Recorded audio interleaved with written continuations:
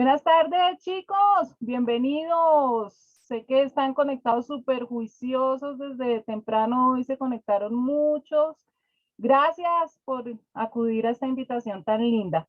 Mientras pongo las diapositivas, Ivoncita me va a ayudar con la oración, por favor. Claro que sí. Amado Señor Jesucristo, tu palabra dice que cuando dos o más nos reunimos en tu nombre, tú estás presente. Así que en eso creemos, Señor. Gracias, Padre, porque tú estás presente, Señor, en nuestras oraciones, en nuestras vidas. Y te pedimos para que esta clase, Señor, nuevamente aquí encontrándonos contigo, Señor, a través de tu palabra, seas tú, Señor, hablándonos, Padre amado, guiándonos y dirigiendo nuestras vidas, Señor, porque aquí cada una de nuestras áreas de la vida está escrita, Señor, para que nosotros podamos tener una guía espiritual, una guía en lo laboral, en lo académico, en lo familiar, Señor, aquí está todo escrito, Padre Santo. Te damos gracias, Señor, por mi tía Liliana, Señor, por la disposición de su corazón y de su vida para poder enseñar tu palabra, Señor, y nosotros para poder estudiarla y aprenderla, Padre amado. Te pedimos, Señor, que abras oídos espirituales, Señor, a tu palabra el día de hoy, Señor. Que elijamos siempre tu camino, Señor, que es una relación contigo, Señor, que sabemos que esto no es una religión, Padre, sino que es un camino y una relación contigo personal. Te agradecemos mucho, Señor, por la gracia que has puesto entre nosotros. En el nombre de Cristo Jesús, atamos todo plan del enemigo que quiera arrebatar tu palabra en nuestras vidas, en el nombre de Cristo Jesús. Amén y amén. Amén. Gracias, mi Ivoncita. Por favor, confírmame, ¿estás viendo la diapositiva? Sí, está bien. Y está viéndose también mi recuadro, ¿no es cierto? Correcto. Listo, ok. Chicos, entonces empecemos. Hoy tenemos nuestra clase número 15. Les recuerdo para los que ya saben y les cuento para los que no saben que si ustedes entran a YouTube y ponen Liliana Parga, van a encontrar las 14 clases anteriores para que se puedan poner al día. Entonces, les recuerdo que estamos estudiando el Nuevo Testamento. Estamos en el primer grupo, que es el grupo de los evangelios. Ya acabamos de ver el evangelio de Mateo y empezamos el evangelio de Marcos. Mateo fue cuando lo estudiamos, aprendimos y lo tenemos bien grabadito y lo vamos a seguir estudiando. Se los voy a seguir repitiendo. Mateo escribió el evangelio, su evangelio dirigido a los judíos, presentando a Jesús como el Mesías. Y este nuevo evangelio de Marcos va dirigido a los gentiles en general y a los romanos en particular, presentando a Jesús como siervo. Recordemos un poquito nuestra clase anterior, que hubo algo bonito porque terminamos Mateo y empezamos el Evangelio de Marcos. Hace 8 días, todavía haciendo parte del Evangelio de Mateo, de los últimos temas que estudiamos es que ya Jesucristo, después de pasar por ese juicio en la casa del sumo sacerdote, en la casa de Pilato, cuando ya lo han golpeado, lo han humillado, lo han azotado, tan maltratadito, ya va camino a la crucifixión y como no puede cargar la cruz, entonces escogen al azar a un hombre llamado Simón, que era de Cirene, y él le ayuda a cargar. Acuérdense que la cruz es simplemente, no es toda la cruz, sino es el madero horizontal que llevan hasta el sitio donde lo van a crucificar. Y ese sitio es Gólgota, que significa el lugar de la calavera. Allí ya estaban los travesaños verticales de madera y había tres cruces porque eran tres los líderes celotes que habían arrestado el ejército romano y que iban a poner un ejemplo para todos esos rebeldes judíos. Pero recuerden ustedes que cuando Pilato le pide al pueblo que a cuál reo sueltan, el regalo que daban por las fiestas judías, y pone a Barrabás y pone a Jesucristo, el pueblo grita que suelten a Barrabás. Entonces, esa cruz donde crucifican a Jesús estaba realmente dirigida a Barrabás. Y allí está Jesús, entonces, en la cruz del medio. Y pasan una serie de eventos naturales. Toda la tarde se oscurece, hay terremotos y pasa algo físico y espiritual muy especial, porque la cortina del templo que dividía el lugar santo del lugar santísimo se rasga de arriba hacia abajo Y esto es particular, es una señal espiritual muy particular porque cuando uno rompe una tela, pues la tela se empieza a romper de abajo hacia arriba, pero no, esta cortina se rompe de arriba hacia abajo, indicándonos que definitivamente es Dios quien rompió la cortina que separaba el lugar santísimo, donde el sumo sacerdote una vez al año tenía un encuentro con Dios. Y esta es la enseñanza directa de Dios para todos nosotros, que desde ese momento ya no se necesitaba un sumo sacerdote para hablar con Dios, sino que ya todos teníamos acceso directo al Padre Celestial gracias a este sacrificio que está haciendo el Señor Jesucristo. Y los soldados romanos se dan cuenta de todo lo que está pasando y dicen, verdaderamente este era el Hijo de Dios. Entonces, muy seguramente estos soldados fueron los primeros no judíos, los primeros gentiles que se convirtieron al cristianismo. Y Jesús muere. Jesús muere cumpliendo con su gran misión al venir aquí a la tierra. Uno de los principales judíos llamado José de Arimatea va a pedirle a Pilato que le deje bajar el cuerpo para enterrarlo en un sepulcro nuevo que él tiene en la roca, y muy rápidamente envuelven a Jesús en una sábana y lo sepultan. Los sacerdotes y los fariseos van donde Pilato y le piden que mande un contingente de soldados para asegurar el sepulcro, porque dicen que ellos oyeron, tenían miedo de que los discípulos robaran el cuerpo y que después dijeran que el Señor había resucitado, y Pilato pues manda unos soldados para cuidar la tumba. Pero de nada sirvió eso, porque resulta que un ángel vino y corrió la gran piedra que servía de puerta, y hubo un terremoto y los soldados quedaron paralizados de miedo.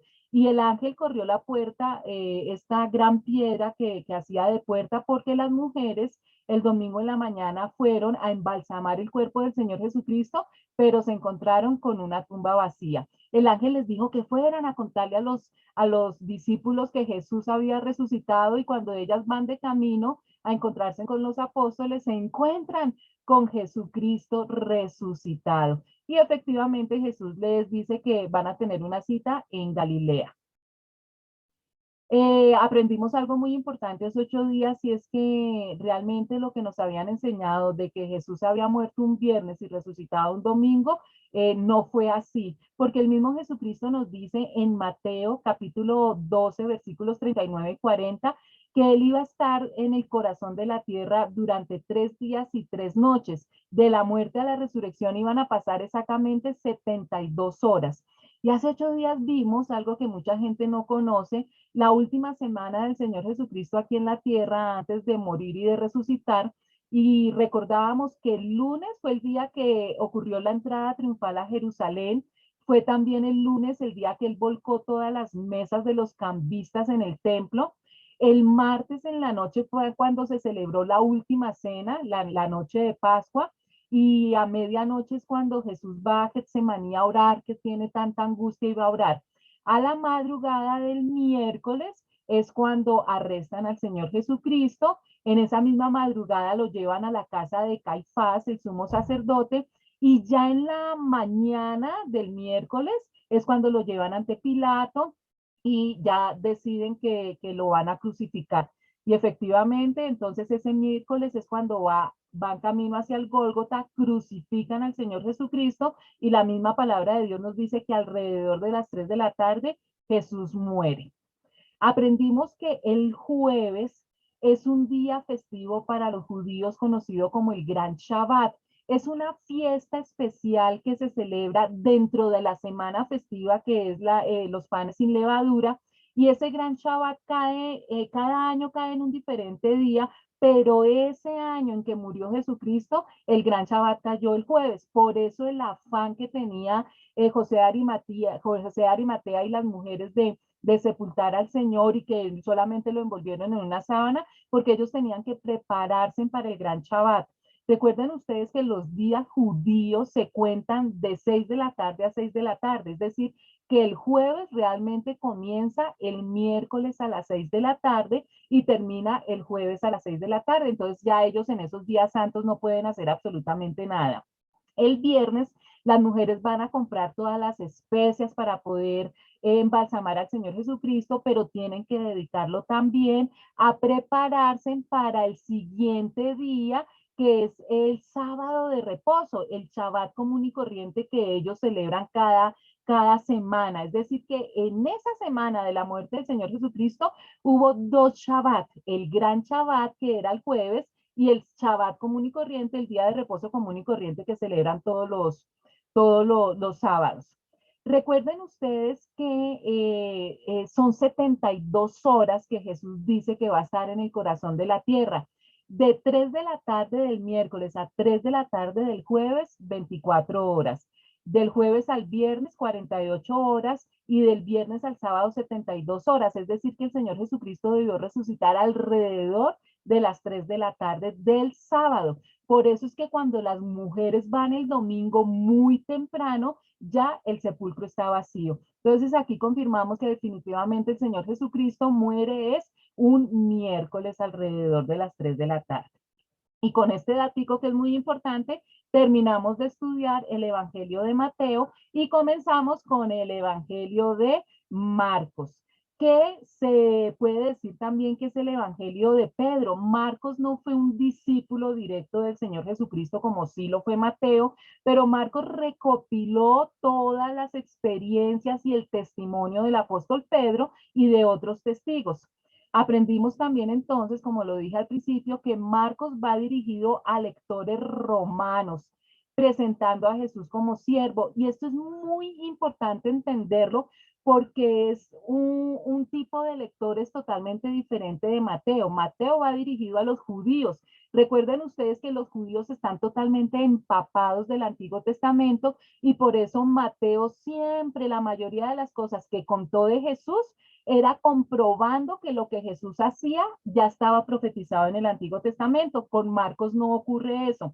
Resulta que los romanos, ellos eran politeístas, ellos tenían muchos dioses. Los dioses principales de los romanos eran 12, que eran una copia de los dioses griegos. Por eso se habla de la religión greco-romana. Los mismos dioses griegos los cogieron prestados los romanos, simplemente les cambiaron los nombres.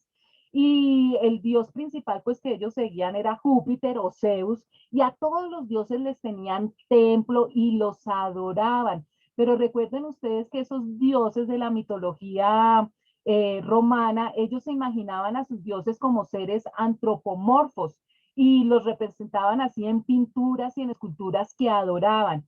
Además del aspecto humano, también tenían sentimientos como los tiene cualquier hombre o mujer. Es decir, que estos dioses que ellos adoraban se enamoraban de otros dioses o de seres humanos.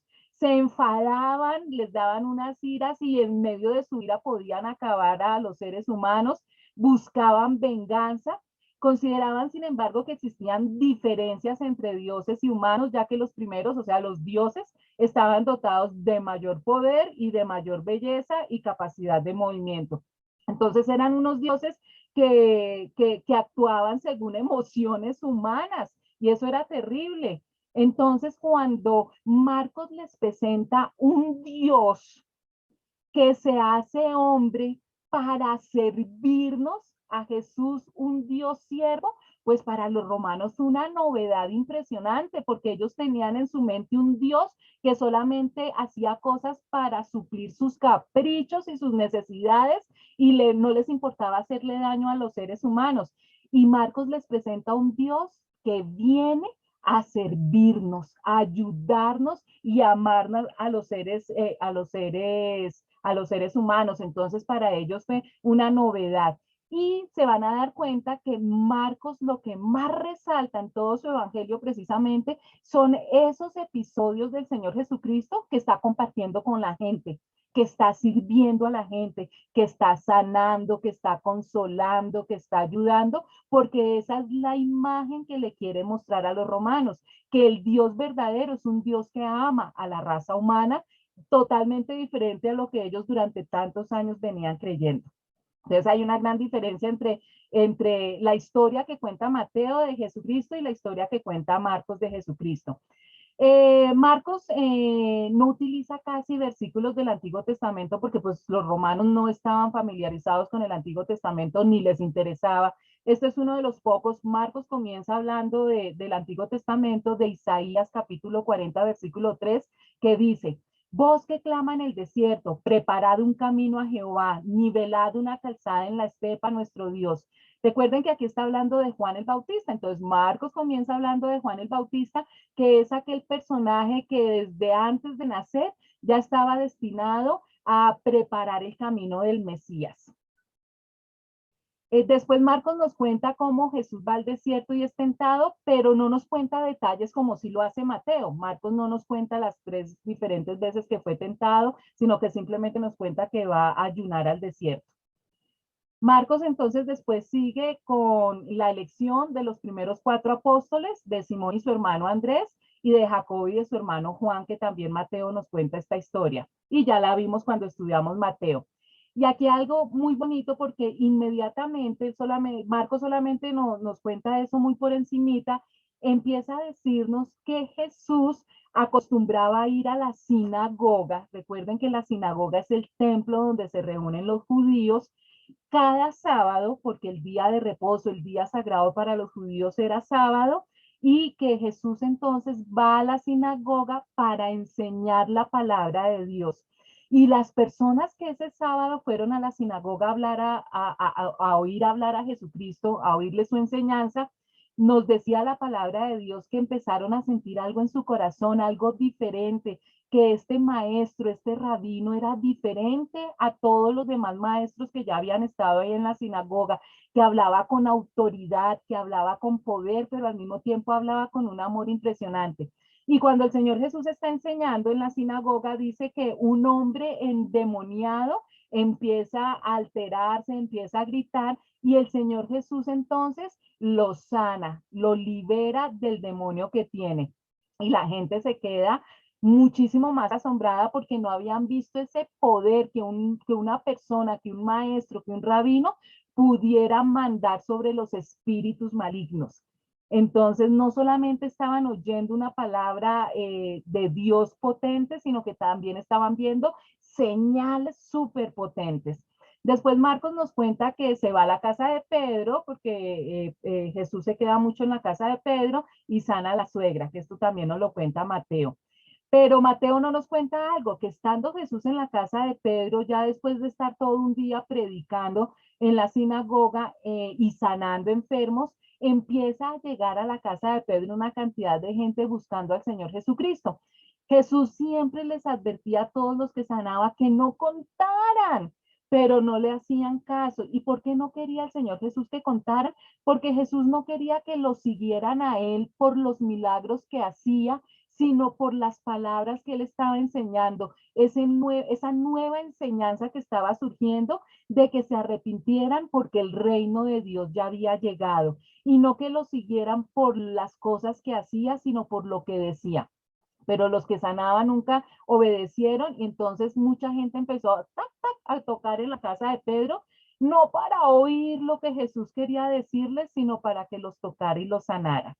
Y en esas estuvo entonces todo el día sanando enfermos y le tocó a la madrugada escaparse, escabullirse a un lugar solitario para poder orar, para hablar con Papito Dios, porque era la manera que él podía nuevamente recargar las pilas después de tener todo un día contacto con enfermos y con endemoniados y de haberlos sanado. Y estando en esa, sin embargo, los apóstoles se fueron a buscarlo y por fin lo encontraron en la madrugada porque había mucha gente que estaba buscando al Señor Jesús para que lo sanara. Entonces el Señor Jesús, bueno, ya recargado, se levanta y dice, listo. Y ahí empieza su ministerio. Recuerden que la mayor parte de su ministerio estuvo en su territorio, en su tierra, en Israel, todo lo que es el sector de Galilea y de Samaria. Vamos a ver que sí fue algunos momenticos a sitios que no eran de Israel, Decápolis y otros sitios, pero realmente él no, la mayor parte del tiempo fue con sus compatriotas, con los judíos. Estando Jesús ya en su ministerio en pleno, Marcos entonces se concentra en contarnos el servicio que el Señor Jesucristo empieza a prestarle a las personas. Con esa primera sanación del sí quiero, cuando alguien le dice, si tú quieres me puedes sanar, Y la respuesta del Señor Jesús es sí quiero. No es solamente yo puedo hacerlo, sino que yo quiero hacerlo. Y ese es el amor que nos demuestra el Señor Jesucristo cuando nos dice yo soy Dios y yo puedo hacer de todo, pero no es solamente que yo sea todopoderoso, sino que yo los amo profundamente. Yo quiero sanarlos, no solamente que yo puedo, sino que yo quiero. Y ese es el servicio que Marcos quiere que nosotros tengamos en cuenta. Nuevamente el Señor Jesús le dice a este personaje que no diga quién lo sanó, pero él salió y comenzó a hablar sin reserva, divulgando lo sucedido. Entonces ya la fama de Jesús estaba llegando a muchas partes y lo seguían multitudes. Eran muchas las personas. Tanto que él trataba de ir a alguna casa para descansar un poquito, pero no lo dejaban dormir la siesta. Empezaba a llegar la gente para escucharlo también predicar y sanar. Y estando en una de esas casas que había muchísima gente, unos amigos llevan a un paralítico, ¿se acuerdan? Que lo vimos hace 8 días y como había tanta gente no podían entrar a la casa y le abren un hueco al techo y por ahí entra el paralítico y para que Jesús lo sane. Pero Jesús lo sorprende no sanándolo primero, sino diciéndole al paralítico, hijo, tus pecados quedan perdonados, dándonos dos enseñanzas. Primero, que hay enfermedades que son consecuencia del pecado. Y segundo, para que la gente se diera cuenta que él era Dios, porque resulta que los fariseos empezaron a murmurar, ni siquiera a murmurar, a pensar, ellos empezaron, ¿cómo así? Si el único que puede perdonar los pecados es Dios. Pero como Jesús es Dios y sabía lo que estaban pensando, entonces es cuando Él los regaña y les dice, ¿qué es más fácil? ¿Decirle a una persona, tus pecados te quedan perdonados? O decirle, levántate, toma tu camilla y echa a andar. Y así sana el paralítico y efectivamente él coge su camilla, su cama y sale caminando de la casa. Por supuesto, la gente estaba enloquecida, peor que los sardinos fans de rockeros, porque es que es ese poder que sale de Jesucristo. Él estaba haciendo verdaderamente las señales que a la gente le gusta tanto ver, ¿no es cierto? Él entró con toda su ministerio y hablando de arrepiéntanse y el reino de Dios ha llegado, pero las señales enloquecía a la gente. Y aquí llegamos hace 8 días, entonces empezamos nuevamente en Marcos capítulo 2, versículos 13-14 que dice, de nuevo, salió Jesús a la orilla del lago. Toda la gente acudía a él y él les enseñaba. Al pasar, vio a Leví, hijo de Alfeo, donde éste cobraba impuestos. Sígueme, le dijo Jesús, y Leví se levantó y lo siguió. Acuérdense que Leví es Mateo, aprendimos muchas cosas sobre Mateo en el evangelio pasado, que es el que él escribe. Versículos 15-17. Sucedió que estando Jesús a la mesa en casa de Leví, es decir, de Mateo, muchos recaudadores de impuestos y pecadores se sentaron con él y sus discípulos, pues ya eran muchos los que lo seguían. Cuando los maestros de la ley, que eran fariseos, vieron con quién comía, le preguntaron a sus discípulos, ¿y este come con recaudadores de impuestos y con pecadores? Uy, fuchi. Al oírlos, Jesús les contestó, no son los sanos los que necesitan médicos, sino los enfermos. Y yo no he venido a llamar a justos, sino a pecadores. Mateo también nos cuenta esta historia y aquí hay una enseñanza impresionante cuando Jesús dice, mire, es que no son los sanos los que necesitan médicos, sino los enfermos. Y lo mismo sucede con ustedes y con nosotros hoy en día. Los que necesitamos al Señor Jesucristo somos los pecadores. Es decir, tú y yo somos los que necesitamos al médico celestial porque todos somos pecadores y todos los días la embarramos. Si nosotros estamos con el Señor Jesús cogiditos de la mano y cada día estamos con Él y sin embargo pecamos, imagínense en los que no tienen a Dios. Y no es que cada día seamos mejores, la verdad es simplemente tratar de cada día ser menos peores, porque la raza humana sí definitivamente. Pero lo que el Señor dice es, yo sé que ustedes me necesitan porque todos somos pecadores. Vamos para el capítulo 2, versículo 18. Al ver que los discípulos de Juan y los fariseos ayunaban, algunos se acercaron a Jesús y le preguntaron, ¿cómo es que los discípulos de Juan y de los fariseos ayunan, pero los tuyos no? Y esta es una pregunta ridícula porque esta gente tampoco creyó en Juan. Cuando Juan estaba predicando, ellos tampoco creían en Juan. y menos les interesaba si ayunaban o no ayunaban, pero como querían molestar a Jesús de cualquier manera, entonces lo retan a Jesús diciéndole cómo Juan y sus discípulos sí ayunan y ustedes no ayunan. Y mire cómo les contesta el Señor Jesús. Jesús les contestó: ¿acaso pueden ayunar los invitados del novio mientras él está con ellos? No pueden hacerlo mientras lo tienen con ellos, pero llegará el día en que se les quitará el novio y ese día sí ayunarán. El tiempo que el Señor Jesucristo estuvo aquí en la tierra en su ministerio, que fue tan cortico, 3 años y medio, era una fiesta. Y por eso no era tiempo de ayunar, sino era tiempo de celebrar con el Dios creador. Y el Señor advierte, ya después cuando yo no esté, pues ya tendrán todo el tiempo del mundo para ayunar. Y hace esta comparación con este ejemplo, les dice el Señor Jesús: nadie remienda un vestido viejo con un retazo de tela nueva. De hacerlo así, el remiendo fruncirá el vestido y la rotura se hará peor. Ni echa nadie vino nuevo en odres viejos. De hacerlo así, el vino hará reventar los odres y se arruinarán tanto el vino como los odres. Más bien, el vino nuevo se echa en odres nuevos. ¿Qué quiso decir el Señor Jesús? Que nadie es tan bobo para romper un vestido nuevo, sacar un pedazo de tela del vestido nuevo y ponérselo a un vestido viejo, remendar un vestido viejo. Eso sería absurdo, ¿no es cierto? Se daña el nuevo y tampoco se le va a ver bien al viejo. Entonces, que eso es ridículo. Y esta enseñanza es que el Señor viene a dar unas instrucciones nuevas, que hasta ese momento ellos habían seguido unas leyes y habían seguido unas instrucciones específicas, pero que el Señor venía a cambiar esto y que necesitaban cambiar esa mentalidad que tenían para poder entender esas nuevas instrucciones que el Señor iba a empezar a dar. Un sábado, al cruzar Jesús los sembrados, sus discípulos comenzaron a arrancar a su paso unas espigas de trigo. Mira, le preguntaron los fariseos, ¿por qué hacen ellos lo que está prohibido hacer el sábado? Él les contestó: ¿nunca han leído lo que hizo David en aquella ocasión cuando él y sus compañeros tuvieron hambre y pasaron necesidad? Entró en la casa de Dios cuando Abiatar era el sumo sacerdote y comió los panes consagrados a Dios, que solo a los sacerdotes les es permitido comer, y dio también a sus compañeros. El sábado se hizo para el hombre y no el hombre para el sábado, añadió. Así que el Hijo del Hombre es Señor incluso del sábado. Esta historia también la tenemos, la estudiamos en Mateo, ¿no es cierto? Entonces, aquí el Señor empieza a enseñar, mire, existe un Antiguo Testamento y un Nuevo Testamento, es decir, un antiguo pacto y un nuevo pacto.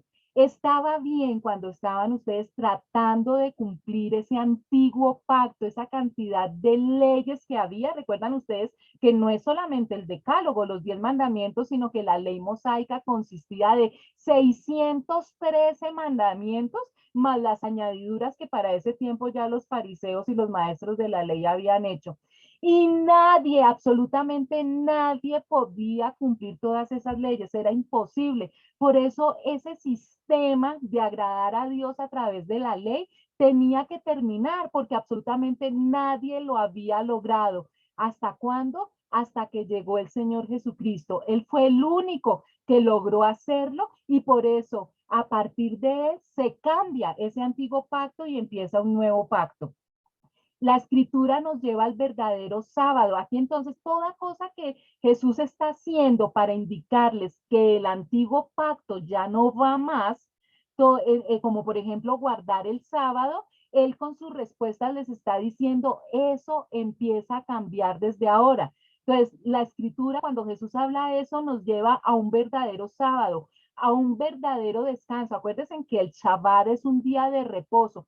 ¿Por qué existe el Shabbat? Cuando Dios hizo la creación, dijo que hizo la creación en 6 días y el séptimo día descansó. No porque Dios necesitara descansar, Dios creó el día de reposo para los seres humanos, para que descansáramos físicamente y nos fortaleciéramos espiritualmente. Pero ya un día sagrado ya queda abolido. Ahora no descansamos en un día, sino descansamos en una persona que se llama Jesucristo.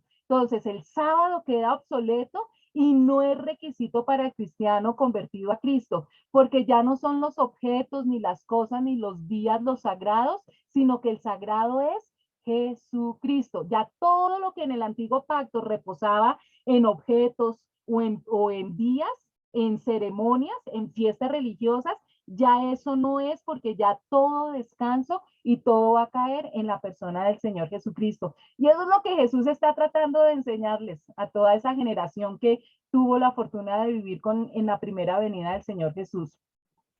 Capítulo 3, versículos 1 al 6. En otra ocasión entró en la sinagoga y había allí un hombre que tenía la mano paralizada. Si se dan cuenta que Jesús siempre va a la sinagoga. Algunos que buscaban un motivo para acusar a Jesús no le quitaban la vista de encima para ver si sanaba al enfermo en sábado. Miren esta mentalidad tan obtusa. Ellos simplemente estaban pendientes de la ley y no se fijaban, estaban tan cuadriculados que no se estaban dando cuenta de todos los milagros sobrenaturales que en ese momento se estaban realizando. Entonces Jesús le dijo al hombre de la mano paralizada, ponte de pie frente a todos. Luego dijo a los otros, ¿qué está permitido en sábado? ¿Hacer el bien o hacer el mal? ¿Salvar una vida o matar? Pero ellos permanecieron callados. Jesús se les quedó mirando, pongan atención, mire, Jesús se les quedó mirando enojado y entristecido. Y nosotros conocemos bien esa sensación. ¿A ustedes no les ha pasado que uno a veces dice, no sé si ahorcarlos o ponerme a llorar? De esos corazones tan duros que tenemos a nuestro alrededor. El mismo Jesucristo, el mismo Dios sintió esas dos emociones tan impresionantes que es rabia y tristeza por la mentalidad tan limitada de los seres humanos con corazón duro. Jesús se les quedó mirando, enojado y entristecido por la dureza de su corazón, y le dijo al hombre, extiende la mano. La extendió y la mano le quedó restablecida. Tan pronto como salieron los fariseos, se comenzaron a tramar con los herodianos cómo matar a Jesús.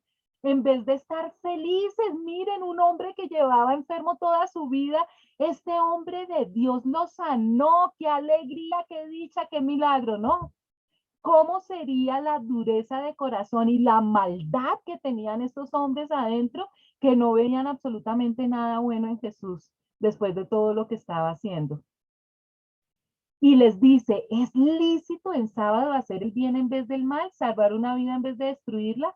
Pero ellos no vieron en ningún momento el bien que Jesús estaba haciendo, sino que ellos simplemente dijeron, profanó el sábado, profanó el día de reposo. Legalismo hipócrita, porque ellos hacían cosas peores el sábado. Jesús se retiró al lago con sus discípulos y mucha gente de Galilea lo siguió. Cuando se enteraron de todo lo que hacía, acudieron también a él muchos de Judea y Jerusalén, de Idumea, del otro lado del Jordán y de las regiones de Tiro y Sidón, que son ciudades paganas. Entonces, para evitar que la gente lo atropellara, encargó a sus discípulos que le tuvieran preparada una pequeña barca, pues como había sanado a muchos, todos los que sufrían dolencias se abalanzaban sobre él para tocarlo.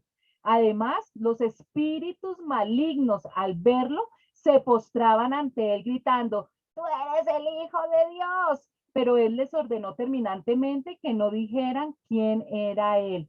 Mire, como estrella de rock, definitivamente el Señor Jesucristo, la gente empezó a seguirlo, lo apretujaban, no lo dejaban respirar, además tocándolo, ¿no? Porque sabían que con solo tocarlo se sanaban. Pero el Señor quería era predicarles, quería enseñarles que sí, que es muy importante la sanidad física, que es muy importante la liberación de demonios, pero que él venía a mostrarles algo muchísimo más hermoso y muchísimo más grande que la salud física, y es que el reino de Dios estaba llegando, es decir, que ese paraíso que se perdió en el Génesis, en ese momento se estaban abriendo las puertas para volverlo a recuperar, esa vida perfecta que Dios había creado para los seres humanos, pero ellos solamente miraban hasta su naricita, no veían más allá de sus narices, sino solamente la recompensa ahora y aquí. como a los niños chiquitos que uno les dice, ¿te comes este pedacito de chocolatina ahorita o si te esperas una horita te doy toda una caja de bombones? Y no esperan la recompensa más grande, sino que todo lo quieren ya. Y al Señor Jesús le toca alejarse y se sube a una barca para que no lo sigan también tocando y poderles predicar, pero también para aprovechar el viento contrario que viene del mar y que su prédica, su voz se escuche hasta bien lejos. Y eso lo hace en varias oportunidades, le toca hacer eso. Y los endemoniados, esto es impresionante porque fíjense que los primeros que se dieron cuenta que Jesús era el Hijo de Dios, el Mesías prometido del Antiguo Testamento, eran los que tenían demonios, porque los demonios sí enseguida identificaron al Señor Jesucristo como el Mesías. Y por eso es que Jesús les decía, les ordenaba a los demonios que se callaran, porque Jesús quería que la gente, toda la gente del común se diera cuenta con todas esas señales que Él era el Hijo de Dios, el Mesías prometido. Subió Jesús a una montaña y llamó a los que quiso, los cuales se reunieron con él. Designó a 12, a quienes nombró apóstoles para que lo acompañaran y para enviarlos a predicar y ejercer autoridad para expulsar demonios. Estos son los 12 que él nombró: Simón, a quien llamó Pedro; Jacobo y su hermano Juan, hijos de Zebedeo, a quienes llamó Boanerges, que significa hijos del trueno; Andrés, Felipe, Bartolomé, Mateo, Tomás, Jacobo, hijo de Alfeo, Tadeo, Simón el celote y Judas Iscariote, el que lo traicionó. Fíjense que esta lista lógicamente también está en Mateo, pero aquí Marcos nos da un poquito más de detalles de los hijos del trueno. Y se dan cuenta ustedes que a Judas siempre que lo nombran, siempre lo nombran. Judas el que lo traicionó. Se quedó ya con ese título completo. Qué tristeza. Entonces, que ya estudiamos harto en Mateo sobre los 12 apóstoles. Vamos para versículos 20-21. Luego entró en una casa el Señor Jesús y de nuevo se aglomeró tanta gente que ni siquiera podían comer él y sus discípulos. Cuando se enteraron, sus parientes salieron a hacerse cargo de él porque decían, está fuera de sí. Fíjense que Marcos entonces se concentra en aquellos episodios del Señor Jesucristo que está rodeado de gente, porque está sirviendo a la gente. Y aquí cuando habla de sus parientes se refiere a sus hermanos, a su familia que decían, hola, Jesús se volvió loco, no come, no duerme, no descansa, a todo momento está con una cantidad de gente disque sanándolo porque los hermanos no creían.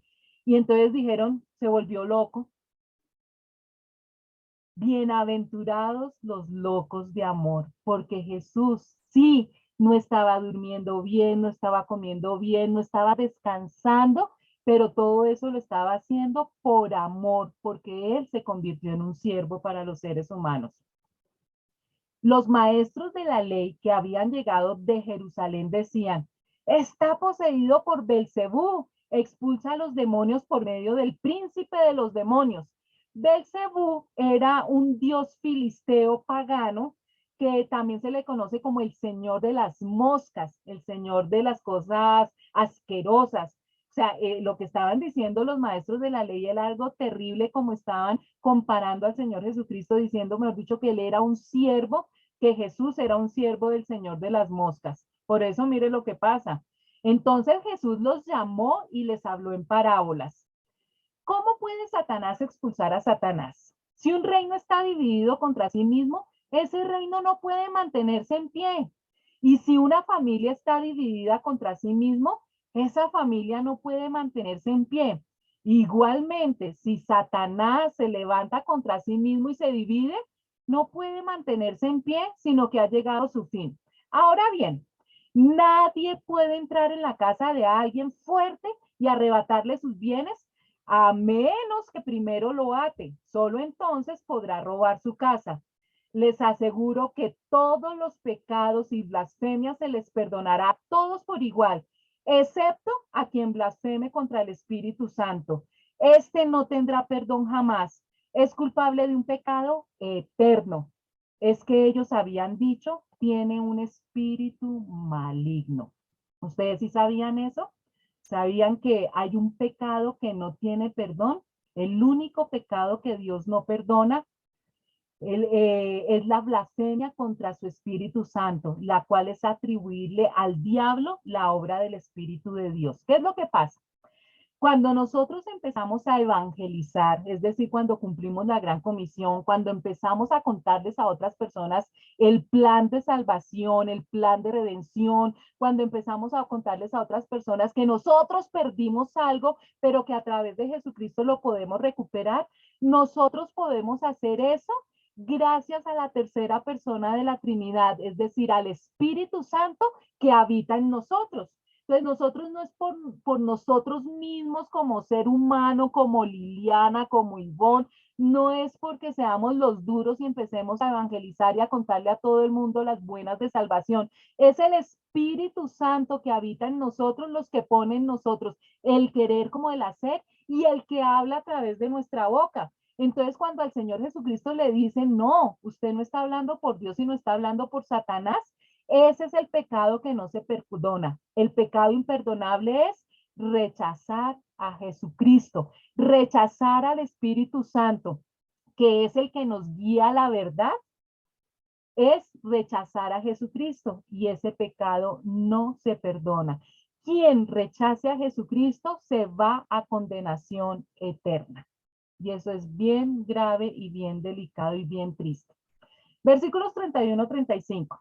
En eso llegaron la madre y los hermanos de Jesús. Se quedaron afuera y enviaron a alguien a llamarlo, pues había mucha gente sentada alrededor de él. Mira, tu madre y tus hermanos están afuera y te buscan, le dijeron. ¿Quiénes son mi madre y mis hermanos? Replicó Jesús. Luego echó una mirada a los que estaban sentados alrededor de él y añadió, aquí tienen a mi madre y a mis hermanos. Cualquiera que hace la voluntad de Dios es mi hermano, mi hermana y mi madre. Y a mí esta enseñanza me encanta, porque miren que Jesús está predicando en una casa y como siempre pasa, rodeado de gente, la casa totalmente al tope, y llegan la mamá y los hermanos de Jesucristo tratando de crear una influencia ahí para que los pasen pues en primera fila y mandan a alguien, mire, dígale, yo, no saben quiénes somos nosotros, somos la mamá y los hermanos de Jesús, para utilizando la palanca, ¿no es cierto?, de ser familia.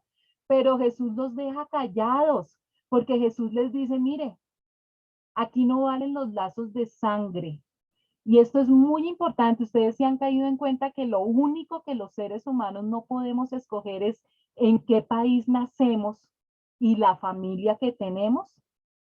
Nosotros debemos amar a nuestra familia y debemos amar nuestra patria porque la escogió Dios para nosotros y Dios no se equivoca, aunque a veces pareciera que se equivocó, porque todos que hubiéramos querido nacer en Estados Unidos, ¿no es cierto? Pero Dios no se equivoca. Y ese país y esa familia donde nos puso el Señor es algo que nosotros no escogimos y debemos amarlos y debemos respetarlos. Pero la enseñanza que el Señor Jesús aquí nos está dando es impresionante porque nuestra verdadera familia, aunque nuestra familia de sangre es muy importante, nuestra verdadera familia, lo dice el Señor Jesús con todas sus letras, mi madre y mis hermanos son los que escuchan la palabra de Dios. Al fin y al cabo, con aquellas personas que aceptaron a Jesucristo como Señor y Salvador, son con los que vamos a pasar el resto de la vida, toda la eternidad vamos a estar con ellos. Entonces, realmente nuestra familia verdadera son los otros cristianos. Que la familia de sangre también se convierta en familia espiritual, esa es la alegría más grande para cualquiera de nosotros, pero no siempre es así. Entonces nuestra verdadera familia, así como la de Jesús, son los que escuchan la palabra de Dios. Marcos capítulo 4, versículo 1. De nuevo comenzó Jesús a enseñar a la orilla del lago. La multitud que se reunió para verlo era tan grande que él subió y se sentó en una barca que estaba en el lago, mientras toda la gente se quedaba en la playa, ¿no es cierto? Entonces nuevamente se repite la historia. Tanta gente siguiéndolo para que él lo sanara y le toca subirse en un barquito para poder alejarse un poco de la multitud y para que el sonido les llegue a todos para que escuchen la predicación. Entonces se puso a enseñarles muchas cosas por medio de parábolas y como parte de su instrucción les dijo, pongan atención, y así les digo yo a ustedes en este momento, hola, pongan atención. Un sembrador salió a sembrar. Ah, eso ya lo habíamos escuchado en Mateo. Bueno, pues pongan atención. Vamos a repetir muchas cosas que ya nosotros habíamos estudiado en Mateo. Y si a alguno de ustedes les pasó en este instante un pensamiento por su cabecita que decía, ay, qué jartera, vamos a volver a estudiar lo que ya vimos, espanten ese pensamiento, no dejen que ese pensamiento como una paloma haga nido en su cabeza, porque la única manera que tenemos los seres humanos para recordar, para aprender, es a través de la repetición. Entonces, vamos a repetir muchas cosas que ya habíamos visto en Mateo y nos faltan 2 evangelios más por estudiar, así que lo vamos a repetir otras 2 veces. Sáquenle el jugo, como cuando uno exprime un limón hasta la última gota, así es cada vez que nosotros estudiamos algo que ya habíamos oído. ¿Listo? Pongan atención, un sembrador salió a sembrar. Sucedió que al esparcir en la semilla, una parte cayó junto al camino y llegaron los pájaros y se la comieron. Otra parte cayó en terreno pedregoso, sin mucha tierra. Esa semilla brotó pronto porque la tierra no era profunda, pero cuando salió el sol, las plantas se marchitaron y por no tener raíz se secaron. Otra parte de la semilla cayó entre espinos y al crecer la ahogaron, de modo que no dio fruto. Pero las otras semillas cayeron en buen terreno, brotaron, crecieron y produjeron una cosecha que rindió el 30, el 60 y hasta el 100 por uno. El que tenga oídos para oír, que oiga, añadió Jesús. Y esta es la famosísima parábola del sembrador que nos la super conocemos. Y esta es una enseñanza que nos da el Señor Jesucristo para que nosotros los cristianos sepamos de antemano con qué tipos de oyentes nos vamos a encontrar en nuestro camino de evangelizar. Acuérdense que la gran comisión es para todos los cristianos, no es únicamente para los pastores y para los maestros. Toda persona que ha recibido a Jesucristo como Señor y Salvador tiene el deber de evangelizar, de contar las buenas nuevas. Entonces el Señor aquí nos está preparando para que no nos desanimemos. Y Él nos está diciendo, miren, las personas que escuchan su mensaje van a actuar de diferente manera. Aquí les cuento las posibilidades como pueden actuar esas personas para que ustedes no se desanimen, sino que sigan cumpliendo con la gran comisión. Cuando se quedó solo, los 12 y los que estaban alrededor de él le hicieron preguntas sobre las parábolas. A ustedes se les ha revelado el secreto del reino de Dios, les contestó, pero a los de afuera todo les llega por medio de parábolas, para que por mucho que vean no perciban y por mucho que oigan no entiendan. No sea que se conviertan y sean perdonados. ¿No entienden esta parábola? Continuó Jesús. ¿Cómo podrán entonces entender las demás? El Señor Jesús dijo, pero si esto es tan fácil y no lo entienden, ¿cómo van a entender lo más difícil?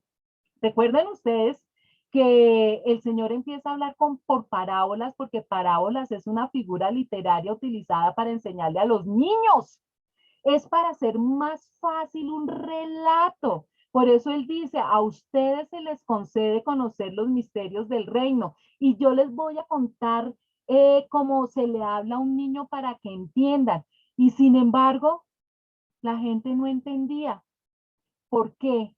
Por la dureza del corazón. Recuerden que el Señor dijo que para entrar al reino de Dios teníamos que ser como niños, ¿no es cierto? Y ustedes le cuentan esta historia a un niño y un niño la entiende, pero un adulto que ya tiene su corazón totalmente endurecido no la entiende. O sea que para el que ha cerrado su corazón a la palabra, no hace diferencia si se le habla en parábolas o no, tratando de utilizar pues con plastilina el Señor Jesús para que entendamos y tampoco entendían. Porque mire lo que dice, para que viendo vean y no perciban y oyendo oigan y no entiendan, para que no se conviertan y les sean perdonados los pecados. Recuerden que el pecado imperdonable es rechazar a Jesucristo. Y esta gente, por orgullo, tiene el corazón y su mente totalmente cerrados a la palabra de Dios. Entonces, cuando ellos estén ante el tribunal cuando estén en el gran trono blanco, que es el juicio para los inconversos, y digan, pero ¿por qué me van a mandar al infierno? Acá se van a tener las pruebas. Mire, El Señor Jesús les habló como a niños por medio de parábolas y ustedes no entendieron y no van a tener ninguna excusa. Hasta el último se va a dar cuenta que merecen ir al infierno porque se utilizó hasta plastilina para enseñarles qué debían hacer. El sembrador siembra la palabra. Algunos son como los sembrados junto al camino donde se siembra la palabra. Tan pronto como la oyen, viene Satanás y les quita la palabra sembrada en ellos. Otros son como los sembrados en terreno pedregoso. Cuando oyen la palabra, enseguida la reciben con alegría, pero como no tienen raíz, duran poco tiempo. Cuando surgen problemas o persecución a causa de la palabra, enseguida se apartan de ella. Otros son como los sembrados entre espinos. Oyen la palabra, pero las preocupaciones de esta vida, el engaño de las riquezas y muchos otros malos deseos entran hasta ahogar la palabra, de modo que ésta no llega a dar fruto. Pero otros son como los sembrados en buen terreno. Oyen la palabra, la aceptan y producen una cosecha que rinde el 30, el 60 y hasta el 100 por uno. Entonces aquí el Señor está diciendo, lo que yo les estoy enseñando es que cuando una persona predica la palabra de Dios, cuando cuenta las buenas nuevas, esa es la semilla que se coloca en el corazón de las personas. Entonces, hay personas que cuando oyen el plan de salvación, definitivamente no les interesa, no les importa. Es más, muchos hasta se enojan, se ponen iracundos cuando oyen hablar de Dios, oyen hablar de la Biblia o de cualquier cosa espiritual, se ponen furiosos. Entonces, esos son los que la semilla cayó junto al camino. Hay otros que sí les llama la atención y creen por un tiempo, pero apenas tienen algún problema o apenas viene una persecución o tienen algo malo que les pasa en su vida, enseguida le echan la culpa a Dios y se salen de todos los caminos espirituales. Esa es la semilla que cae en pedregales.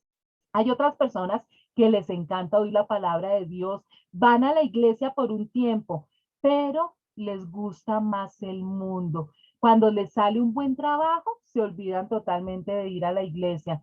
Entonces se ponen a buscar las riquezas o si tienen un poquito de fama, de renombre, cualquier cosa que el mundo les ofrezca, reemplaza la vida espiritual y la vida a la iglesia.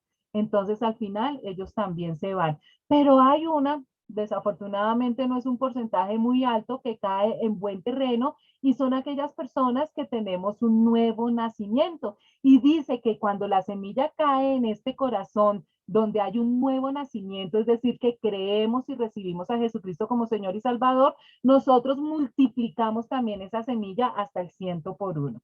Entonces, por eso no debemos dejar de predicar la palabra de Dios. Versículos 21-23.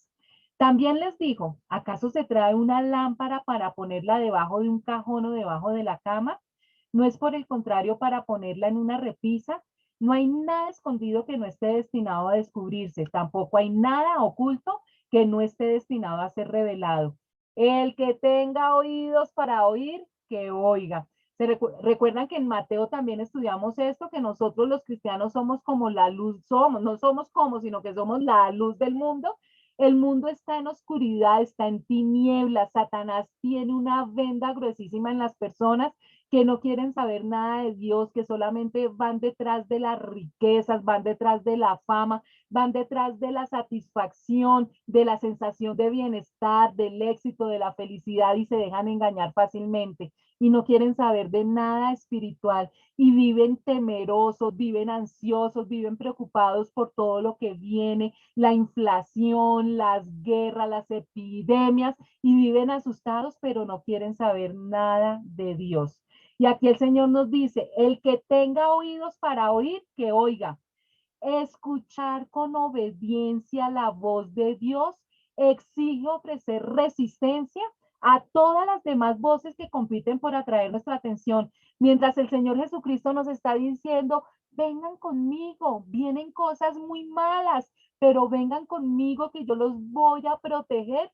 Ellos están escuchando, mire, inviertan en bitcoins, hagan tal cosa, hagan tal otra para que no se los lleve la ruina y no escuchan lo que verdaderamente va a traer la solución, que es Dios, haciendo refugios por allá, búnker subterráneos, almacenando comida por todas las cosas que van a venir en el planeta Tierra y nosotros ya tenemos el boleto de salida y no quieren saber de Dios.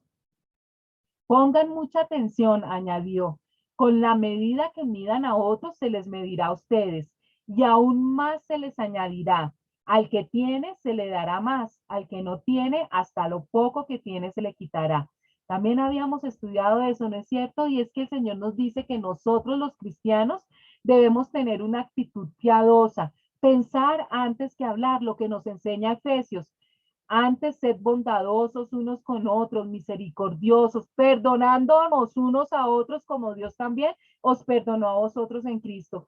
Y qué difícil es esto. Yo lo sé. Es difícil y por eso el Señor nos lo recalca tantísimo porque sabe que para nosotros es difícil. Recuerden ustedes que absolutamente todos los mandamientos, los 613 mandamientos del Antiguo Testamento, se resumen en dos mandamientos: amar a Dios sobre todas las cosas y amar al prójimo. Pero tan difícil que es amar al prójimo, ¿no es cierto? Y resulta que el prójimo más prójimo que nosotros tenemos, el prójimo más próximo, son nuestros familiares, que es con los que más tenemos problemas, con los que más duro es convivir. Amar al prójimo es difícil y por eso el Señor nos dice, yo sé que es difícil, pero lo tienen que hacer y en eso trabajamos todos los días. Y si nosotros que estamos empapados de la palabra de Dios, que vivimos estudiando la palabra de Dios, se nos complica tanto amar al prójimo, no quiero pensar. Por eso se ve lo que se ve en los noticieros, ¿no? No es sino ver 5 minutos de un noticiero para uno querer meterse debajo de las cobijas y no salir en todo el día. Por lo menos a mí me pasa, qué susto, cómo está la gente. Entonces, sin Dios, esto no es llevadero. Jesús continuó, el reino de Dios se parece a quien esparce semilla en la tierra, sin que ésta sepa cómo, y ya sea que duerma o esté despierto, día y noche brota y crece la semilla. La tierra da fruto por sí sola, primero el tallo, luego la espiga y después el grano lleno en la espiga. Tan pronto como el grano está maduro, se le mete la hoz, pues ha llegado el tiempo de la cosecha. Y tan linda esta comparación que hace el Señor Jesús de lo que debe ser la vida cristiana como la cosecha, la siembra y la cosecha. Y dice que así como no se da cuenta la semilla cómo crece, cuando confiamos en Dios, Él nos transforma para bien cada día, aunque no sepamos cómo. A veces pensamos y a veces sí sucede, es como más lenta esa transformación de lo que quisiéramos porque como que decimos, uy, hoy sí lo logré, hoy logré amar a mi prójimo, pero a los 2 segundos, no, yo soy una porquería, me pongo de mal genio, grito, estoy resentida, no perdono, peleo, pero el Señor sí nos está transformando, aunque a veces no nos demos cuenta. Versículos 30-34. También dijo, ¿con qué vamos a comparar el reino de Dios? ¿Qué parábola podemos usar para describirlo?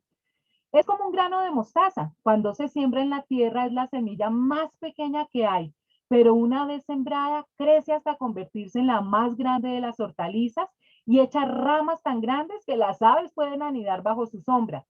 Y con muchas parábolas semejantes les enseñaba Jesús la palabra hasta donde podían entender.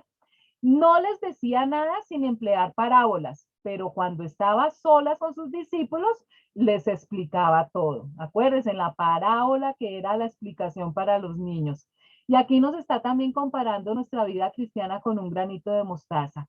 La semilla del evangelio que se siembra es pequeña, o sea, nosotros simplemente decimos poquitas palabras, perdimos algo y a través de Jesucristo lo podemos recuperar, pero al germinar y crecer llega a ser un árbol. Y así sucede con cada creyente individual. Nosotros cada día, cogiditos de la mano del Señor Jesucristo, vamos creciendo espiritualmente. Así sucede con nuestras iglesias. Recuerden que el Señor Jesús mandó que debemos congregarnos en una iglesia de sana doctrina. Chicos, tenemos que dejar de ser mediocres. Recuerden ustedes que Jesús en el Apocalipsis dice que a los tibios los vomitará de su boca. Debemos congregarnos en una iglesia cristiana de sana doctrina. Eso no es opcional. No es que yo veo un culto los domingos por internet. Es necesario que nosotros tengamos comunión con nuestro prójimo y para eso tenemos que ir a la iglesia. El Antiguo Testamento nos dice que así como el acero se afila con el acero, cuando ustedes cogen un cuchillo, ¿cómo lo afilan? Con un aparato que también es de metal y afilan el cuchillo. La única manera para nosotros afilarnos, los seres humanos, para quitar todas las impurezas, para parecernos cada día más al Señor Jesucristo, para ser menos porquería y menos peores, es con el contacto con otros seres humanos metiditos en nuestra casa, viendo por televisión todo, cualquiera es santo. ¿Cómo les va a ustedes cuando comparten con el prójimo? Ustedes, los que están en la casa la mayor parte del tiempo, analícese. ¿Van de visita a otra parte y siempre resultan peleando? Analicen qué es lo que les está pasando, porque no se están transformando en las personas que Dios quiere que sean y no se están transformando en Jesús. Entonces, la única manera de nosotros empezar a cambiar es con el contacto con otras personas. Y así es con la gran comisión, estar también hablándoles a otros del plan de salvación. Ese día, al anochecer, les dijo a sus discípulos, crucemos al otro lado. Dejaron a la multitud y se fueron con él en la barca donde estaba. También lo acompañaban otras barcas. Se desató entonces una fuerte tormenta y las olas azotaban la barca, tanto que ya comenzaba a inundarse. Jesús, mientras tanto, estaba en la popa, durmiendo sobre un cabezal. Así que los discípulos lo despertaron. Maestro, gritaron, ¿no te importa que nos ahoguemos? Él se levantó, reprendió al viento y ordenó al mar, silencio, cálmate. El viento se calmó y todo quedó completamente tranquilo. ¿Por qué tienen tanto miedo? Dijo a sus discípulos. Todavía no tienen fe. Ellos estaban espantados y se decían unos a otros, ¿quién es este? Que hasta el viento y el mar le obedecen. A mí me impresionan toda la gente que vivió al lado del Señor Jesucristo, todas las cosas que todos los días le veían hacer sobrenaturales y cada cosa que él hacía los sorprendía. Ya era que tuvieran toda la certeza de que él era el Hijo de Dios. Y esto es muy simpático porque si se fijan, esta historia también la estudiamos en Mateo, pero acuérdense que Marcos añade siempre cositas que enriquece el relato. Acá nos cuenta Marcos que Jesús estaba profundo. Imagínense en esos días que tenía Jesús con toda esa gente a su alrededor, caminando, porque todo lo hacían caminando, con calor, sanando, hablando. Pues, Señor Jesús se subió en la barca y se quedó dormido en medio de la tormenta. Yo creo que Jesús diría, y al fin y al cabo yo no voy a morir ahogado. Echémonos un motocito y a descansar. Y en cambio los apóstoles sí estaban aterrados y lo despiertan histéricos. Y el Señor hoy no da rabia cuando uno está dormido y lo despierta. Pues acuérdense que el Señor era 100% ser humano y en pleno motoso lo despiertan y él dice, ay, para esta bobada me despiertan. ¿Por qué tienen miedo, hombres de poca fe? Estaban con Jesús que había hecho una cantidad de milagros porque le temían a las olas. Jesús puede calmar hasta la peor tempestad de tu vida. Nuestras vidas son como el mar. Algunas veces son calmaditas, suavecitas, delicioso, un color hermoso. Otras veces hay unas olas más fuertes, pero hasta divertido porque podemos surfear. Pero otras veces son unas tormentas impresionantes que pensamos que vamos a morir. Y aquí es cuando Jesús nos dice, miren, yo vine a la tierra a hacer una cantidad de cosas para que ustedes, los que no vivieron conmigo esta etapa, tú y yo, recordemos que nuestro Dios es un Dios todopoderoso, capaz de calmar una tormenta física y por lo tanto también calmar las tempestades que hay en nuestra vida, sino que no se nos olvida tan rápido cuando estamos en los problemas. ¿Por qué tanto miedo? Mantén la calma, confía en Jesús en medio de la tormenta que estés atravesando en este momento. Dios te ama, Dios es todopoderoso, Dios no te manda cosas más grandes de lo que tú puedas soportar, a Dios nada lo coge por sorpresa Y la voluntad de Dios es buena, agradable y perfecta.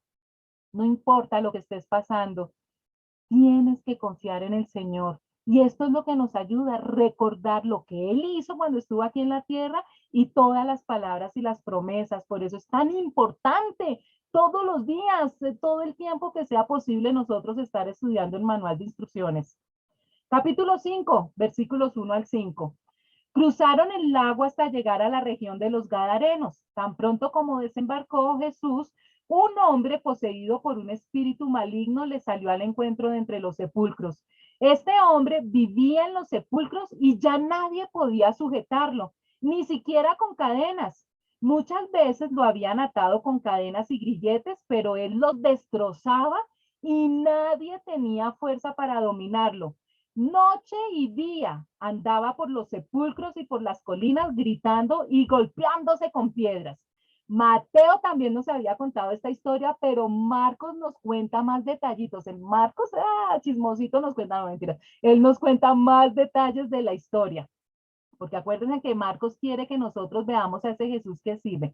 Entonces, Jesús no había puesto casi un pie en la arena cuando este endemoniado se da cuenta que llega el mismísimo Dios a donde él vive. Y aquí Marcos nos cuenta una cantidad de detalles que sufren los endemoniados, cómo trabajan los demonios. Fíjense ustedes que primero él vivía en los sepulcros, vivía en el cementerio, o sea que ese cuento de los fantasmas en los cementerios, sí es verdad, sino que no son fantasmas de los muertos, sino que son demonios. Les gusta esa, donde haya cosas, huela feo, donde haya cosas muertas. Dice que tenía una fuerza impresionante, que le ponían grilletes y rompía las cadenas. Los demonios dan una fuerza impresionante.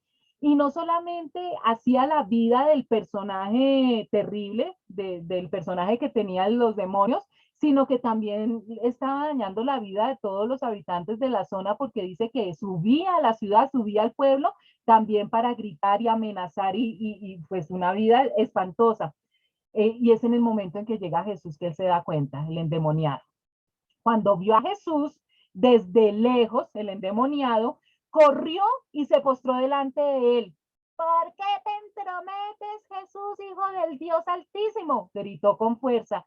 Te ruego por Dios que no me atormentes. Es que Jesús le había dicho, sal de este hombre, espíritu maligno. Yo me imagino que los demonios hablan así. Entonces, fíjense que este endemoniado se da cuenta inmediatamente que Jesús es el Hijo de Dios y le está diciendo, ¿por qué se viene aquí a mis terrenos? No se ha metido, no venga para acá. Mire lo que pasa aquí. ¿Cómo te llamas? Le preguntó Jesús. Me llamo Legión, respondió, porque somos muchos. ¿Sí ven? Y con insistencia le suplicaba a Jesús que no los expulsara de aquella región. Una legión es un contingente de soldados. Las legiones romanas generalmente estaban formadas por 6,000 hombres. Oigan, chicos, una legión está formada entre 4,000 y 6,000 soldados. Es decir, que este personaje tenía 6,000 demonios viviendo en él. Era pues el ejemplo máximo de una persona endemoniada. Imagínense ustedes, entre 4,000 y 6,000 demonios. Por eso se comportaba de esta manera. Como en una colina estaba paciendo una manada de muchos cerdos, los demonios le rogaron a Jesús, mándanos a los cerdos, déjanos entrar en ellos. ¿Se acuerdan que cuando estudiamos Mateo también vimos por qué unos judíos estaban criando cerdos si es un animal inmundo para los judíos? Así que él les dio permiso, es decir, Jesús tuvo misericordia de los demonios, imagínense, les dio permiso a los demonios para que se metieran dentro de los cerdos.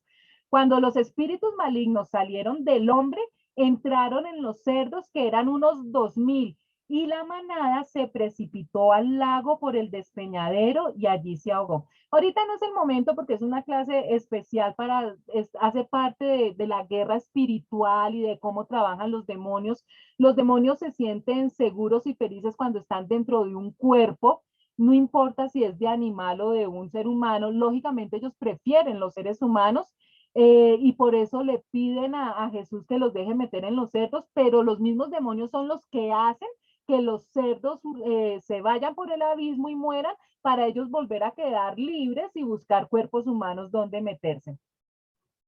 Los que cuidaban los cerdos salieron huyendo y dieron la noticia en el pueblo y por los campos, y la gente fue a ver lo que había pasado. Llegaron a donde estaba Jesús y cuando vieron al que había estado poseído por la legión de demonios, sentado, vestido y en su sano juicio, tuvieron miedo. En vez de alegrarse, tuvieron miedo. Los que habían presenciado estos hechos le contaron a la gente lo que había sucedido con el endemoniado y con los cerdos. Entonces la gente comenzó a suplicarle a Jesús que se fuera de la región. En vez de decirle a Jesús, venga, venga a mi casa a sanar, venga, háblenos. Yo creo que todos esos demonios que salieron de los cerdos se le metieron a toda la población. Imagínense esto tan absurdo. La gente de Gadara le pidió a Jesús que se fuera de la ciudad. Prefirieron vivir con la compañía de cerdos y con las cosas materiales antes de cambiar sus vidas por el Salvador. Qué corazones tan duros, qué mentes tan obtusas, y así vemos hoy en día muchísimas personas. Mientras subía Jesús a la barca, el que había estado endemoniado le rogaba que le permitiera acompañarlo. Jesús no se lo permitió, sino que le dijo, vete a tu casa, a los de tu familia, y diles todo lo que el Señor ha hecho por ti y cómo te ha tenido compasión. Así que el hombre se fue y se puso a proclamar en Decápolis lo mucho que Jesús había hecho por él, y toda la gente se quedó asombrada. Decápolis era una región que estaba conformada por 10 ciudades, por eso se llama Decápolis, 10 ciudades totalmente paganas, creían en muchos dioses. Pero el hombre que había estado endemoniado y que Jesús sanó, quedó tan agradecido con el Señor Jesucristo que quiso seguirlo, quiso volverse en uno de sus discípulos, pero Jesús no lo dejó. ¿Saben por qué? Porque como la gente no dejó que Jesús se quedara, este fue la única semillita que Jesús pudo dejar en esa ciudad para que predicara la palabra de Dios. Y estoy segura que este hombre se fue con todo ese poder, con todo ese amor por todo lo que había sufrido, quién sabe cuánto tiempo con esos demonios, a contarle a toda la ciudad, a toda la región, lo que Jesús había hecho por él. No creo que mucha gente se hubiera convertido si no le creyeron al mismo Jesucristo, pero bueno, ahí dejó, por el amor y por la misericordia de Dios, dejó esta semillita en esa región. Sigamos. Versículos 21-23. Después de que Jesús regresó en la barca al otro lado del lago, se reunió alrededor de él una gran multitud, por lo que él se quedó en la orilla. Llegó entonces uno de los jefes de la sinagoga llamado Jairo. Al ver a Jesús, se arrojó a sus pies suplicándole con insistencia, mi hijita se está muriendo, ven y pon tus manos sobre ella para que se sane y viva. Los que tenemos hijos comprendemos esta frase tan desgarradora y tan dolorosa que le dice Jairo, mi hijita se está muriendo. Yo creo que es la frase más triste y es la prueba más grande por la que puede pasar un ser humano, y es la muerte de un hijo. Y este hombre con todo el corazón desgarrado le pide al Señor, apenas lo ve, lo estaba esperando en la orilla. Las multitudes estaban en la orilla pendientes a ver cuándo llegaba la barca del Señor Jesús, y Jairo apenas ve la barca debió hasta meterse en el agua, y apenas ve a Jesús en la rodilla y le suplica, Señor, ven, miren la seguridad de Jairo, toca a mi hija para que no se muera.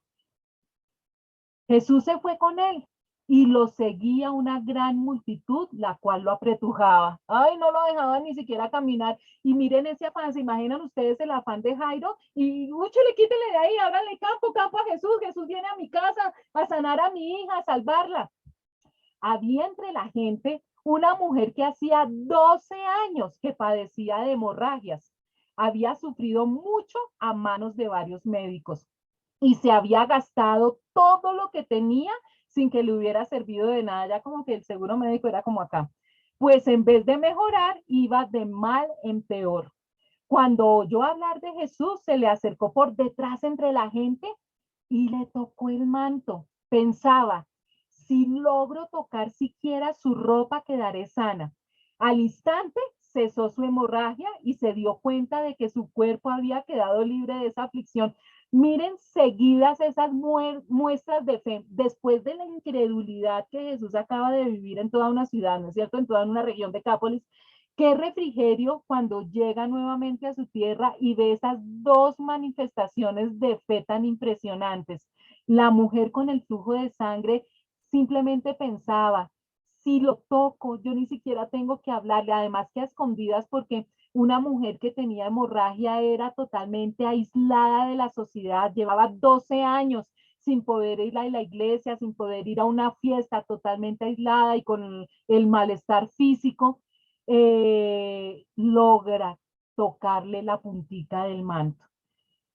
Y me encantan estas fotos, como ella le toca la puntita, pero el Señor Jesús inmediatamente siente algo diferente. Aquí el pasaje nos dice que lo estaban apretujando. O sea, muchas personas tocándolo, pero cuando esta mujer lo toca, él siente algo diferente. Al momento, también Jesús se dio cuenta que de él había salido poder. Así que se volvió hacia la gente y preguntó, ¿quién me ha tocado la ropa? ¿Ves que te apretuja la gente? Le contestaron sus discípulos. Y aún así preguntas, ¿quién me ha tocado? Pero Jesús seguía mirando a su alrededor para ver quién lo había hecho. La mujer, sabiendo lo que le había sucedido, se acercó temblando de miedo y arrojándose a sus pies le confesó toda la verdad. Hija, tu fe te ha sanado, le dijo Jesús. Vete en paz y queda sana de tu aflicción. Qué fe tan grande la de esta mujer que hizo que el poder sanador de Dios saliera de esa manera tan impresionante.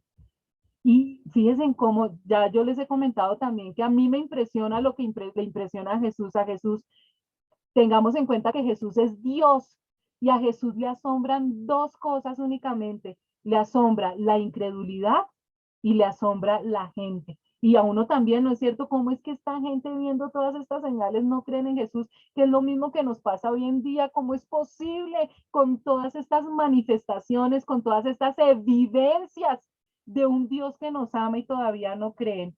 Y lo asombra la fe de cómo una mujer solamente con alguna palabrita, alguien que le contó, ella ni siquiera había visto nada, creyó enseguida en el Señor Jesucristo.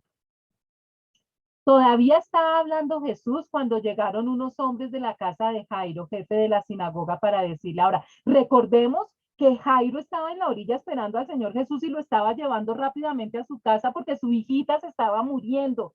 Y va esa mujer y lo tranca el Señor Jesús, pues para la mujer lindo, toda la enseñanza que nos dio, pero imagínense a Jairo. Jairo debió decir, pero mujer, ¿por qué no vino en otro día? Me está deteniendo al que va a darle la vida a mi hijo. Y estos hombres se le acercan a Jairo y le dicen, tu hija ha muerto. ¿Para qué sigues molestando al maestro? Sin hacer caso de la noticia, Jesús le dijo al jefe de la sinagoga, no tengas miedo, cree nada más. Ustedes se imaginan lo que Jairo sintió en su corazón en el momento en que los servidores, los siervos le dijeron que la hija ya había muerto, que ya no había nada que hacer. Jesús percibió ese dolor en el corazón de Jairo y por eso le dijo, no tengas miedo, cree nada más. No dejó que nadie lo acompañara, excepto Pedro, Jacobo y Juan. ¿Recuerdan? El círculo íntimo, la rosca. Cuando llegaron a la casa del jefe de la sinagoga, Jesús notó el alboroto y que la gente lloraba y daba grandes alaridos. Entró y les dijo, ¿por qué tanto alboroto y llanto? La niña no está muerta, sino dormida. La Biblia a menudo usa la palabra dormir para referirse a los que están muertos. Jesús quiso decir que la niña no estaba muerta para siempre y sin esperanza. Por eso es que la Biblia utiliza la palabra dormir, porque la muerte no es cesación, no es que las cosas terminaron de una vez y para siempre, sino que nosotros tenemos una esperanza que es una vida por toda la eternidad. Y por eso es que se utilizan mucho en la Biblia y Jesús lo utiliza en varias oportunidades. No habla con la palabra muerte, sino con la palabra dormir. Y no se refiere a dormir como lo hacemos hoy en día, de que descansamos, que todas nuestras funciones se bajan a lo mínimo y soñamos. No, no es ese dormir, es esa esperanza de una vida eterna. Entonces empezaron a burlarse de él, de Jesús, cuando dijo que la niña no estaba muerta, pero él los sacó a todos. Los saca porque no creen, tienen un corazón duro y son aquellas personas que no ayudan, sino que son estorbo. Tomó consigo al padre y a la madre de la niña y a los discípulos que estaban con él y entró a donde estaba la niña. La tomó de la mano y le dijo, Talita cum, que significa niña, a ti te digo, levántate. La niña que tenía 12 años, miren si ven las dos sanidades, la mujer tenía 12 años de estar enferma y la niña tenía 12 años de vida. Se levantó enseguida y comenzó a andar. Ante este hecho, todos se llenaron de asombro. Él dio órdenes estrictas de que nadie se enterara de lo ocurrido y les mandó que le dieran de comer a la niña. Solamente la mamá, el papá y los 3 discípulos fueron los que se dieron cuenta de esta resurrección. Entonces, primero la burla, ¿no? De la gente. Y por eso es que él los saca. Si ellos no se hubieran burlado, de pronto el Señor Jesús los hubiera dejado para que vieran ese milagro de resurrección. Imagínense en eso tan hermoso. Y se queda solamente con los directamente implicados y con aquellos discípulos que después iban a plasmar por escrito lo que nosotros estamos estudiando hoy en día, porque si no, ¿cómo nos enteramos nosotros? Y les da ese milagro tan hermoso a sus papitos y la niña revive, se despierta y bueno, y dice que le den de comer. Esta sanación es hermosísima. Salió Jesús de allí y fue a su tierra en compañía de sus discípulos. Cuando llegó el sábado, comenzó a enseñar en la sinagoga. ¿De dónde sacó tales cosas? Decían maravillados muchos de los que lo oían. ¿Qué sabiduría es esta que se le ha dado? ¿Cómo se explican estos milagros que vienen de sus manos? ¿No es acaso el carpintero, el hijo de María y hermano de Jacobo, de José, de Judas y de Simón? ¿No están sus hermanas aquí con nosotros? Y se escandalizaban a causa de él. Fíjense que el pasaje es muy claro y nos dicen que Jesús se fue a su tierra. ¿Cuál era su tierra? Nazaret, donde él se crió. Y él va a la iglesia local, va a la sinagoga y empieza a enseñar. Y enseña con tanto poder y con tanta autoridad que las personas que lo conocen desde chiquitos, mejor dicho acuérdense que Jesús llegó muy chiquitico a Nazaret, que lo han conocido toda la vida, están asombrados de ver, pero si nosotros lo conocemos y jamás le habíamos visto esos dotes, y están asombrados de ver ese tipo de enseñanza que está dando Jesús. Y ellos dicen, pues es el hijo del carpintero, es aquí el vecino, jugó con nuestros hijos, se raspó, y están sus hermanos, un niño, un hombre común y corriente, criado en una familia judía común y corriente, y estaban asombrados por eso. Por tanto, Jesús les dijo, en todas partes se honra a un profeta, menos en su tierra, entre sus familiares y en su propia casa. En efecto, no pudo hacer allí ningún milagro, excepto sanar a unos pocos enfermos al imponerles las manos, y él se quedó asombrado por la incredulidad de ellos. Y aunque dicen que mal de muchos consuelo de tontos, pero para los que enseñamos la palabra de Dios sabemos que nuestra familia cercana es la más difícil de enseñar. Yo llevo desde los 9 años estudiando la palabra de Dios y difícil ha sido la familia. Doy gracias a Dios por corazones de familia mía que tengo hoy en esta clase. Mi hermano Alfredo, mi hermano Ricardo, mi sobrina Ivonne, mi prima Fanny, Dios los bendiga. Pero es una lucha de más de 30 años orando y todavía falta. Pero ¿sabe cuál es el consuelo de nosotros? Si la familia de Jesús no le creyó, pues imagínense a mí, pobre, con todos estos defectos y estos pecados que cometo todos los días. Entonces es difícil predicarle, enseñarles a las personas que nos conocen nuestros defectos, virtudes y defectos. Y esa incredulidad, lo más triste es esto, que no me crean a mí, sino que esa incredulidad que van haciendo en sus corazones no les permite ver con claridad los milagros que hace Dios todos los días. Y así como los fariseos, por más que se les explique con plastilina, no entienden. Y cada vez se les va a endurecer más ese corazón hasta que cometen el pecado imperdonable y es rechazar a Jesucristo. Entonces, por eso es tan importante desechar la incredulidad y cambiarla por fe, como la de los niños.